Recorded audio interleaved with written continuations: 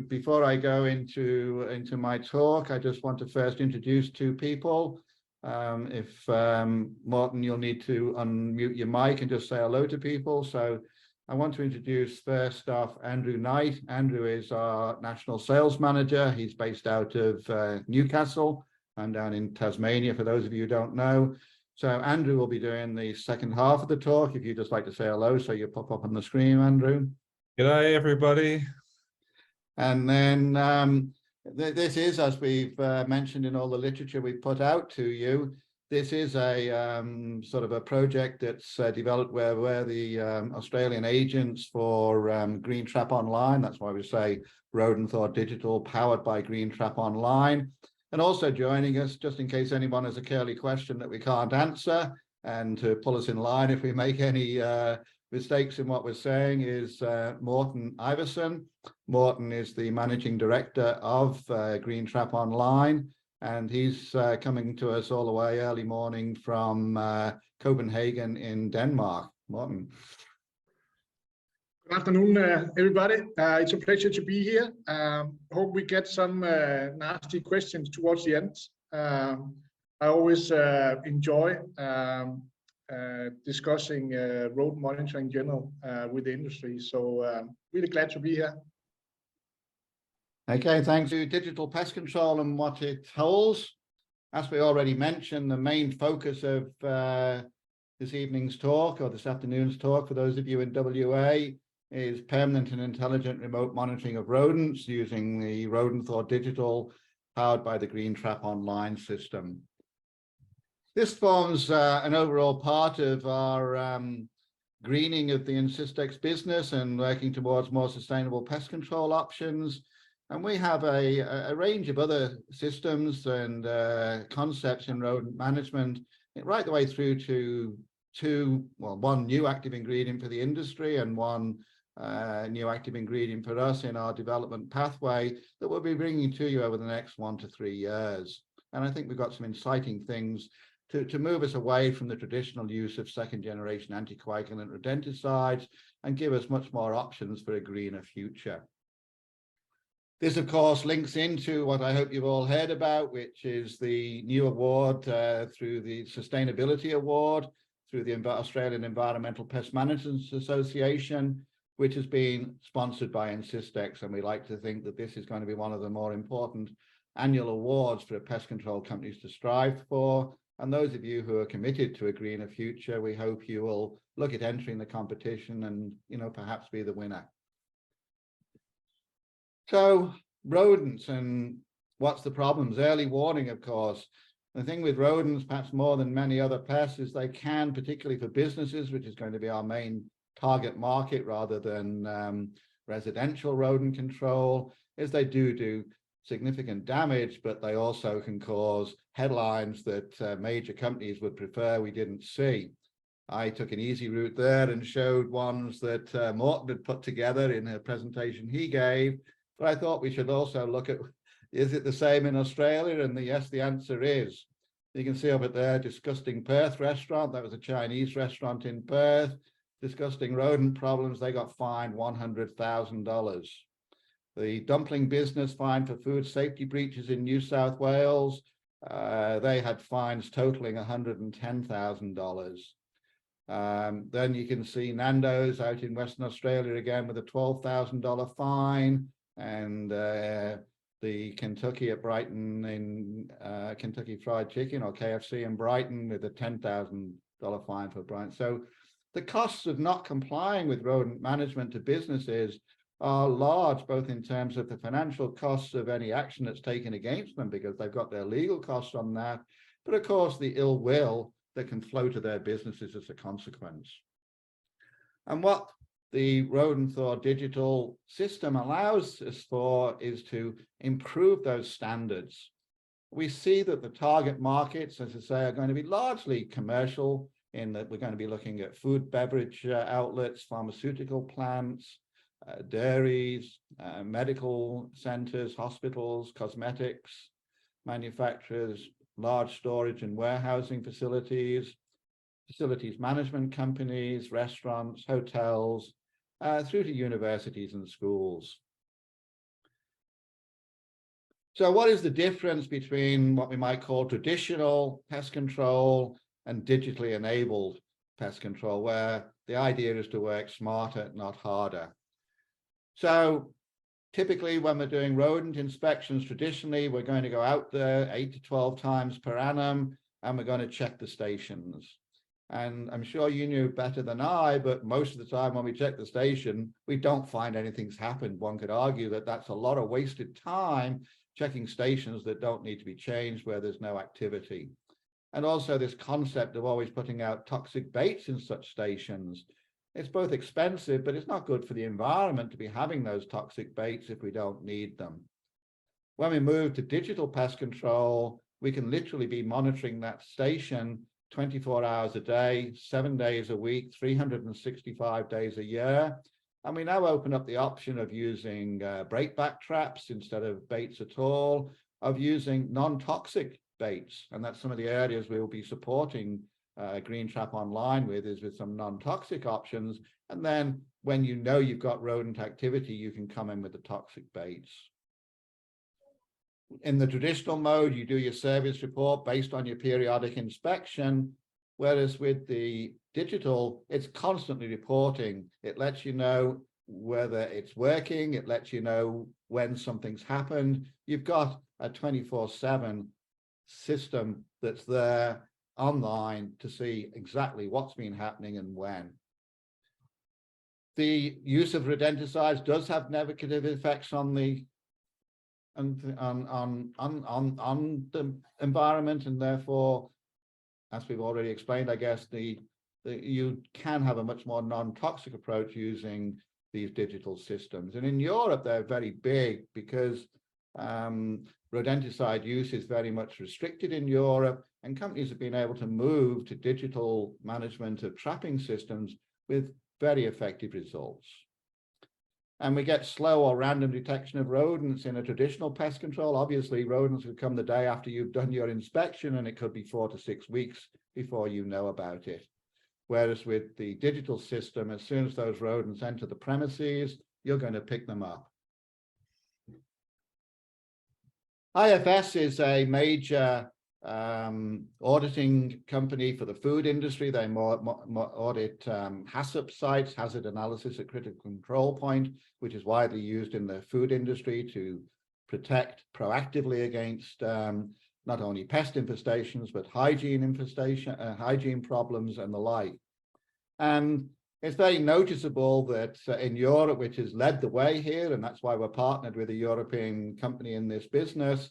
And to quote from the report there, their latest pest control guideline to their client companies in Europe and around the world, they note that a growing number of their certified sites have successfully implemented these tools, referring to digital tools.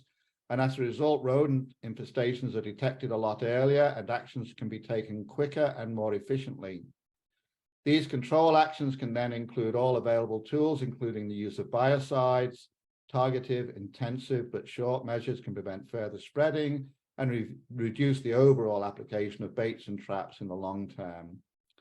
And in the graph that you can see here, you can see here we're looking at the pest infestation and the amount of pest infestation here, the time along here.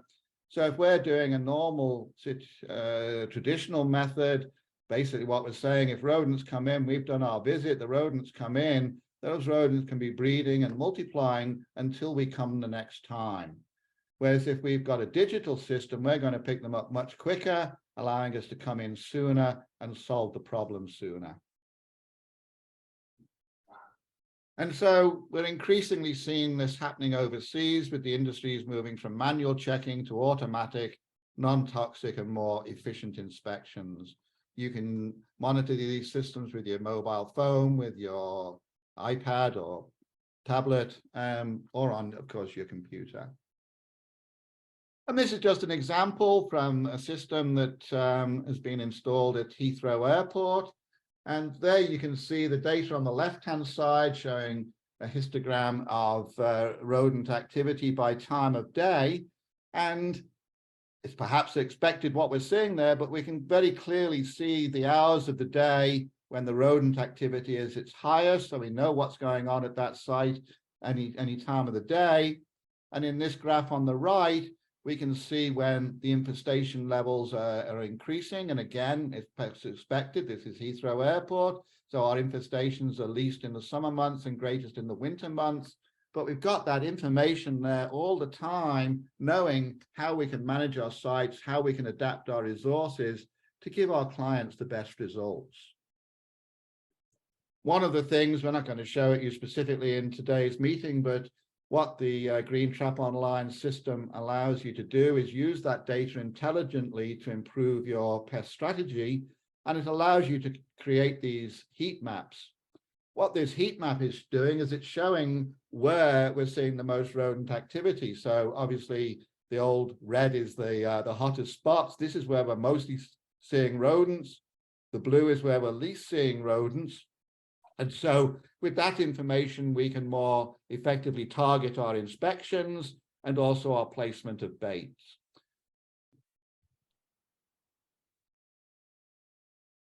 When we move into the communication area, and there have been a range of communication systems that have been on the market in the past that have got their strengths and weaknesses. We believe, because we've been into this market before, because we've been looking at it for a number of years, that the system offered by GreenTrap Online is definitely the best system. Bluetooth, great system, but really you've only got a reach of 20 meters. So your big problem with Bluetooth is you've got to be on the site to do your reading. So it really defeats the purpose of being an automated system, because you've got to turn up on the site to get a reading. So you're not getting 24/7 monitoring. You're only getting a report when you physically visit the site. Wi-Fi, problem with Wi-Fi is security concerns. They can get hacked into Wi-Fi systems. You'll find that when we started with a Wi-Fi system, before we partnered with GreenTrap, the problem with Wi-Fi we found was most of your manufacturing facilities will not allow you to use their facilities, so you've got to put your own system in. Then we have a range of other systems that are being used in the market, N-Ocean, Sigfox, Zigbee. The problem with these is they're all private use networks, so they've got very limited data coverage. And so the ideal is what I'm going to cover in a moment, the ones at the moment at the bottom there, the LoRa and the GSM 4G networks. 4G, of course, it's everywhere, because we're now using Telstra or Optus or whoever you might be wanting to connect with. The way our system works is it will connect to any of the networks in Australia. Whatever's the strongest network, our system will link to. So straight away, by moving away from these things like Sigfox, Zigbee, etc., we've got coverage basically wherever there's a mobile signal, the system has got coverage, and nothing can offer that sort of coverage.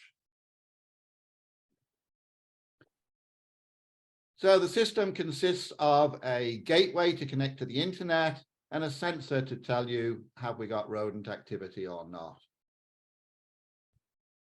And then our communication, as I just indicated, we use LoRa, which is a private network system.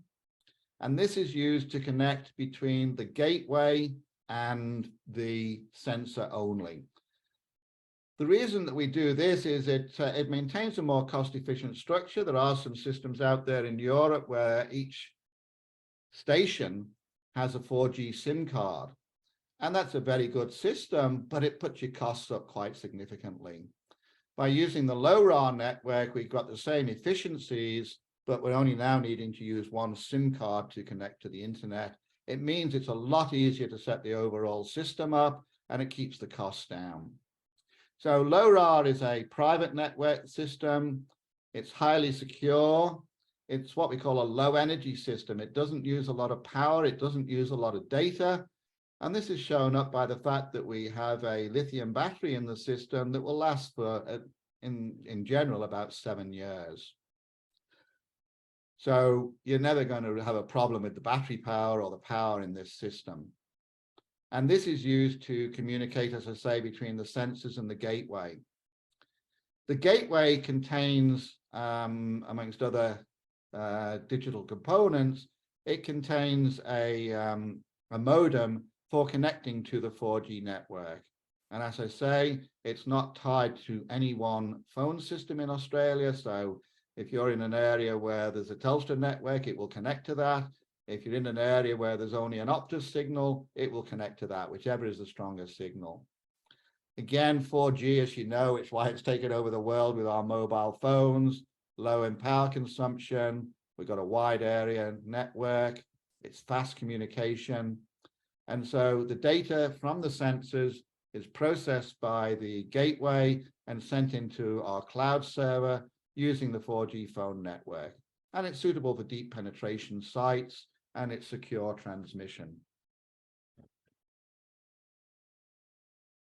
The GreenTrap system was developed in Denmark. It's been used in Europe since 2005, which means what we've got here is a very proven system. We've got a very stable system, but we're not using 2005 technology. The system is being constantly developed and improved to give the optimal system in the market today, or at least we believe the optimal system. And the LoRa component was introduced in 2019, and Morten could tell us how many thousands of these sensors are installed around Europe, but it's an enormous number. So the sensors themselves, and this is what I really liked about this system, the sensors can detect both movement and vibration. They detect movement by an infrared PR sensor, so it's not a video, but it's just if you moved your hand in front of the sensor, that would be enough to fire off the sensor. I think this is great because a lot of the systems, including some very good ones, they're only set up for working with breakback traps. And I think in Australia in particular, and in many other markets, we want more than just to be able to put out breakback traps. We want to be able to do monitoring of bait stations and knowing what's going on. We want to be able to use non-toxic baits and lures. We don't want to be tied to just one system. And so you can set up the GreenTrap system so that we monitor for either movement or vibration or both. And you might say, why would you not need both? And the answer is, if you've got an area, for example, where you've got a lot of vibration, say at the door where forklift trucks are going by, then you might want to switch the vibration off to avoid false call outs. So it allows us to monitor for catch. If we're using a breakback trap, we're going to detect both motion and of the rodent and vibration. It allows us to detect for just rodent activity. Again, if you were using a breakback trap and you only got activity, then you know that your rodent hasn't, you've got rodents around, you know they've gone into the trap, but they haven't fired the trap off, but you know you need to address the matter. If you get vibration only, but you don't see movement, then it's most likely your trap's gone off and you haven't caught a rodent, but your trap is now needs to be recharged and you need to make sure you set your trap up correctly. And the system, of course, will also tell you if the sensor is not working. Andrew, you might want to switch your mic off while your dog's barking. So basically, the system will monitor and detect the presence of rodents. It will then send a signal to the gateway. The gateway will send the signal over the 4G network, and it will allow you to, it will then send an email to you, which Andrew will show you. And so you will know as soon as there's been activity. You can change the settings on that. You can tell it, don't tell me about catching a rodent at 2 a.m. in the morning. I'd like to know at 7 a.m., not be woken up in the middle of the night.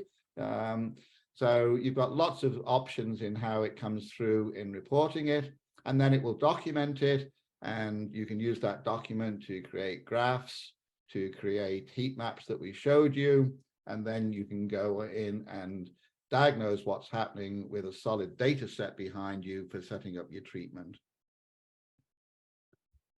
It's a very versatile sensor because basically it can be used with any rodent station that you've got.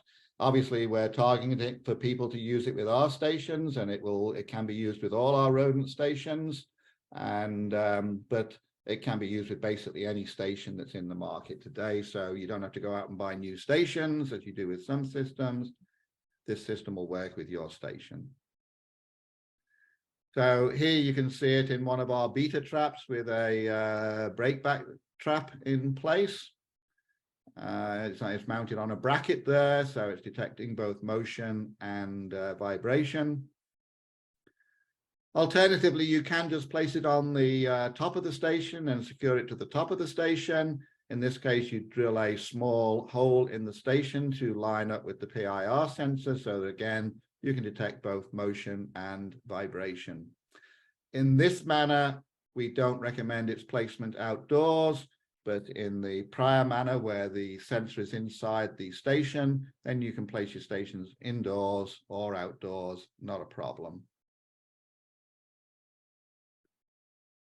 So in summary, the benefits of RODENTHOR Digital are we have early warning and quick treatment. We can avoid the risks of heavy infestations and the associated consequences. We can reduce our use of rodenticides.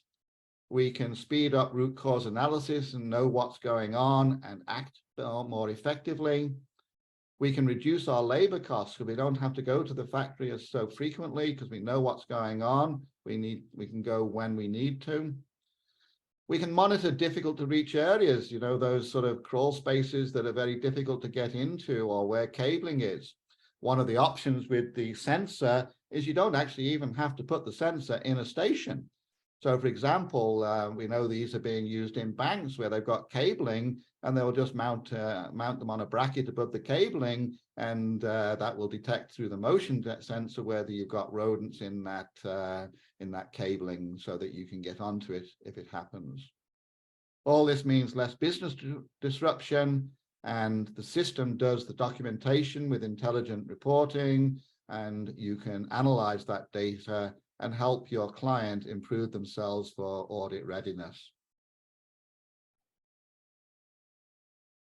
Looking at the technical specifications, they're made of ABS plastic. That's the same thing as your bumpers on a modern day card. I've shown you the size before. You can see they're light. We're using LoRa in the 433 megahertz range. Obviously, a lot of your facilities you might be working at, I've got other systems that are using communication systems, but you'll find that at that 433 megahertz level, it's unlikely to be clashing with anything that might be used. The temperature range, really, it doesn't matter where you can use it. The GT Connect gateway, ABS plastic again. This is now communicating in both LoRa and 4G. I meant to take out the 5G there. It's communicating in 4G. And there is the option if you want to use a local area network that there is a LAN port there as well. It can work on 100 to 240 volt AC power, and again, it has an external antenna. What I did want to mention when we were looking at the sensor is what are the ranges, and this is one of the beauties of using the LoRa system. I think technically, if you were on a beach in the flat, the signal from the GT sensor could travel up to 3 kilometers. Now, obviously, in a factory environment, it's going to be less than that. But the generality is we rarely need to use more than one GT Connect gateway. So normally we'll find that the signal strength from the sensor will be more than effective to reach your gateway. So in most instances, you'll just need one gateway and however many sensors that you need. In rare cases or large sites, you may need more than one gateway, but most of the time that shouldn't be the case. The gateway itself will run any number of sensors. So you can run 10 sensors off a gateway, or you can run 100 or 200 sensors off the one gateway. It's unlimited. The other important thing that we always get asked about, of course, is data protection and data security. And that has been very rigorously checked. Morton's paid for hackers to try and hack into the system. And based on what they did and what they tried, he strengthened the system. And I know at least one major pest control company, global pest control company, is using this system, having thoroughly checked out the data protection offered by it. It's using the Microsoft Azure, so really, we're talking brand name quality with Microsoft, which provides the highest security of communication in the cloud. It meets the international standard 27001. The GSM network, that's why we use it for mobile phones. It's high security. The LoRa is a private network. It can't hack into a private network, so for the communication on site. And there is no geolocation data. Some of these systems have geolocation data. You could argue that's good, and in some cases it might be, but our experience has been most factories don't want third parties to know what's going on at their site or where the things might be. We've had an inquiry from the Defence Force, and they certainly don't want it. So there is no geolocation data issued by the system. You can do a map of the factory showing where you've placed things for your knowledge, but it's not done by geolocation. What we recommend when you register a client into the system is you don't put them into the system as Acme Bakery. You use your CRM code for them. And so you just enter them by the code that you use in your invoicing system, so you know who they are. And that way, even if the data is stolen, even if somebody were able to hack into it, they would never know who it is, because all they would know is that it's site 346175. So we really are talking as high security as you can possibly get.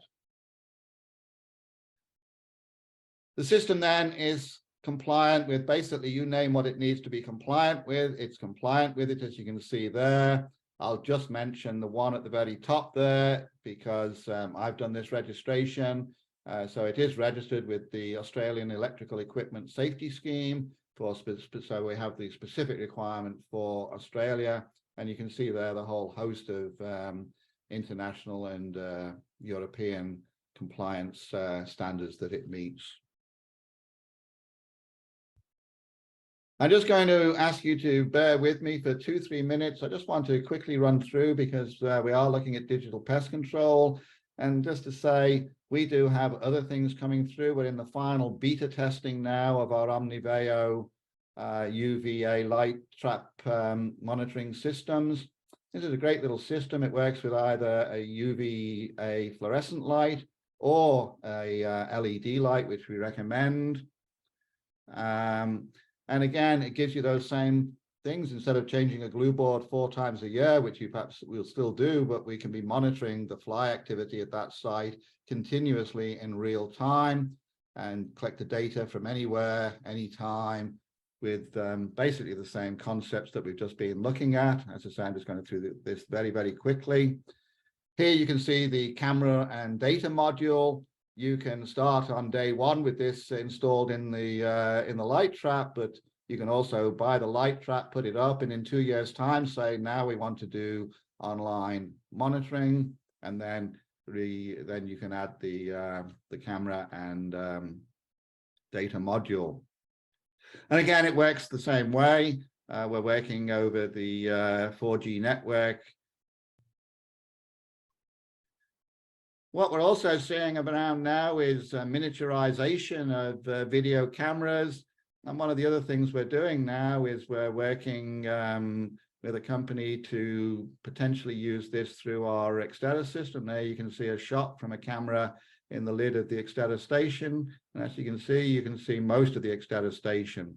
Whether this is going to be cost effectively, time will tell, but this is where the future is in the digital pest control sphere. And it's where we're working very actively. That brings me to the end of that part of the presentation. And Andrew is going to take you through just how, because another thing with some of these systems is they can be quite complicated to set up, and not many people would be game to do what we're about to do, which is show you in about 5 minutes or so how to set up a new account and how to set up a sensor into the market, and just how quick and easy it is. And so it's all on Andrew now. Thanks, Steve. Just so you know, before I start sharing my screen, when Steve talks about the gateway, that's the gateway, and it's turned on, as you can see, because there's a green light and a blue light there. So that's turned on. And our little sensors are really small, and they're just so flexible. They're so easy to use. You can put them pretty much anywhere. So I'm going to start sharing my screen, and I won't be able to show you that again. So I just thought I'd better show you that before I move on. Now, you should be able to see my screen in a minute. What I'm going to show you is the portal, the GT Online portal. The portal is something that when you purchase this product, you get invited, or you get access to your own private portal. It's called GT Online, and I think you can all see that now, correct? Yeah, but you just moved it off the screen a bit, Andrew. Yeah, I know, because there's a thing at the side. I just want to move this. Hang on. Okay. And I'll just make that bigger. So this is your portal. This is what you got access to. Mine's completely blank because I've deleted everything off there. And I'm just going to go through as sort of clearly as I can and show you how to use this. So you've got no customers or anything in there at the moment. So your first thing you want to do is set up yourself as a customer. So you create new customer. And it just brings you up with this screen, and we'll just create the customer as me. And my address is 1 Smith Street. Postcode is 2318. City is Madawi, the center of the universe. And country is Australia. So very easy to set up yourself as a customer. Once we've done that, you can see here we are. Now we want to set up an installation. So you're about to install a site somewhere. So we go to installations, and on the right-hand side here, the green tab, you see we're going to create a new installation. So you can see the customer here is Andrew Knight. It could be, you know, CPM Pest Control, or CPR, sorry, Paul, or any one of you, but it's you. Now here, we need to fill in all these fields. But like Steve said, we don't need to put in here any relevant information to anyone else. So I'm just going to put in my CRM code for this particular site, which is 123. But you could put in here KFC. You could put in here that it's a fast food store, whatever you wanted to do. But in my case, I'm just going to put in there the CRM code of this particular site. Okay. 123 is the CRM code. And then down here, the only thing that you really need to make sure you get right is here you can see the time code. So here we get a list of options, and obviously we need to make sure we're setting our time code or time zone correctly, because we're going to be getting alarms and they're going to be time stamped. So I'm in close enough to Sydney. So my time code is Canberra, Melbourne, Sydney, East Coast. Click Save. So if we have a look at this now, we'll see that we've got this installation. The customer is me. The installation is a code here. It's a fast food store. Now we're just going to edit the site a little bit more. We've got a couple of other things to set up, but it's really simple. If I can do it, anyone can. So we're going to set up our devices, and we're going to set our alarm settings for this particular installation. Okay, so let's say it's KFC. So we go to our alarm settings, and we're going to add a new alarm. So this alarm is going to be an alarm that is going to be coming from our control or our sensor. The email that we want the alarm to go to, let's send it to me. And we want the language to be English. We can postpone or disable alarms, and we do that for a variety of reasons. But for the sake of what I'm doing, I'm going to turn that off. I want to receive alarms, not all day. I want to receive alarms from 6 in the morning until, say, 7 p.m. And let's say I don't want any alarms to come to me over the weekend, so I turn that off, and then I create the alarm. Now, once that's done, that alarm is in there. I can add, up here on the right, I can add as many alarms to that as I want. Say, for instance, I want to send or set an alarm for another employee who only works on the weekends. I could add another alarm, and it's really limitless to how many alarms you can have just for this particular site. But for the sake of that, we're just going to do one alarm. Okay, well, we've got two set up here, but anyway. So we'll go in here. So we're back into the site. And now what I'm going to do is I'm going to add in here my access point. My access point is my gateway or my modem and associated sort of hardware. So I click on add access point, and I'm just going to fill in the details. So the access point is access point number 1. You can call it whatever you want. Let's call it access point number 2, whatever you want to call it. On the back of the gateway is a number, a code, and just so happens that mine is this number, GTC 100669. And the locality of this gateway is, say, it's under the stairs. I hit save. So that's set up. Now I want to add my control point. My control point is my little sensor.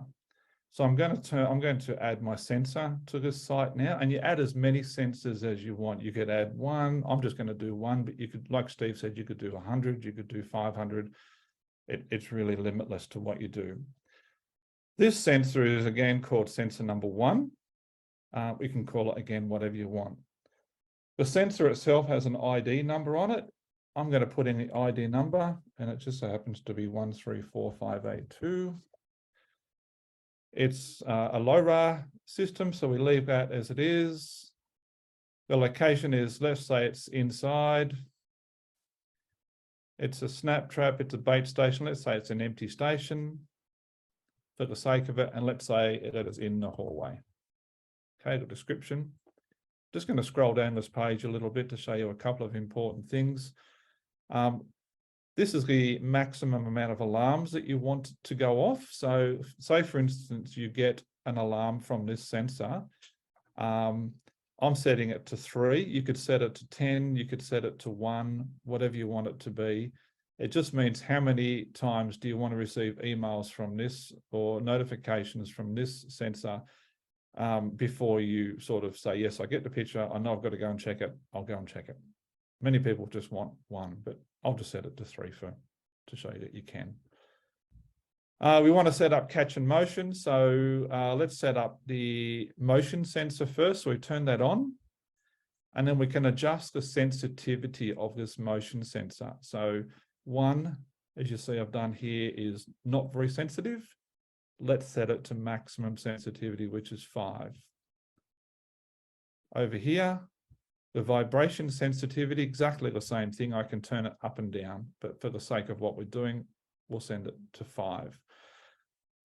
Now also down here, if I want, I can actually take an image of that location and that sensor and include that in this installation as well, but I won't do that. Just try and keep it simple. I hit save. For that, so now both these access point or the sensor and this gateway are set up. And now I'm just going to turn my sensor on, and it's at the moment just connecting and talking to the gateway. So it takes a couple of minutes for it to actually just get set up. But it just gives me an opportunity just to point out a couple of things with this system too. Over here on the right-hand side, you can see I can create a floor plan. Steve mentioned that before, that you can set up heat maps and all sorts of different reporting on this system. It really is quite flexible and really easy to use.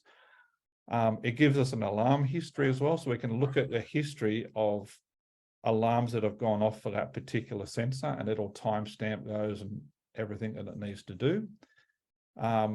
We can go in here and we can edit everything. So if I want to edit this particular control point, I can just click on here. Oh, sorry, that's not the edit button.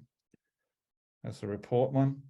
And I can I can set all this up. So you can see here now, I've just reset this, or I've just clicked out and clicked back in, and we're live now. So it takes literally, how long was that? Like a minute.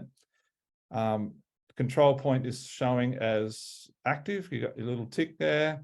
The access point is active. It's ready to go. And I'm just going to set this sensor off now. So I've just done that. And then that'll communicate now with the gateway, which it's just done.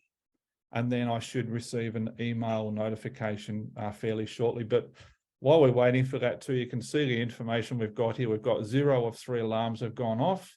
You can see here we've got good communication. We've got full bars here. We see we've got good battery life. We know where the location of the sensor is. It's inside. The motion sensitivity is set to maximum. The vibration sensitivity is set to maximum. You can see here. And also we can see here that the control point was last seen at 6:51, so a couple of minutes ago. And same with the gateway, it was last seen at 18:51. So I'll just go back out of this now, and we'll just reset it. And we'll go back in. We'll just have a look over here at installations. And we can see here that I have a red asterisk next to my customer, or next to my installation. We have a second installation here from as well. And if you heard that, I just got an email as well. So if we go in here first, you'll see here that alarms. I've got 1 of 3 alarms gone off for this sensor. If I click on it, it'll come up with that alarm. So we've had a motion alarm go off on this particular sensor at this particular time. So it's time stamped. So what I might do is I might just go in and inspect this and just reset this. So I just go in here. I can add any sort of notes I want to make here about that particular sensor. The cause of that alarm going off, let's say, for instance, it was traces of rats.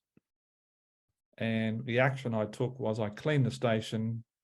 I can take a picture and add a picture to that particular event as well. And then I hit save.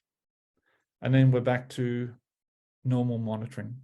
So we're back to where we started. Every time that the alarm goes off, you get an email, and you also get a notification inside the portal to say that an alarm has gone off. So when you set up a system fully, you'll have a whole lot of control points all lined up down the page, and you're able to sort of access those and carry out inspections on those like I just did.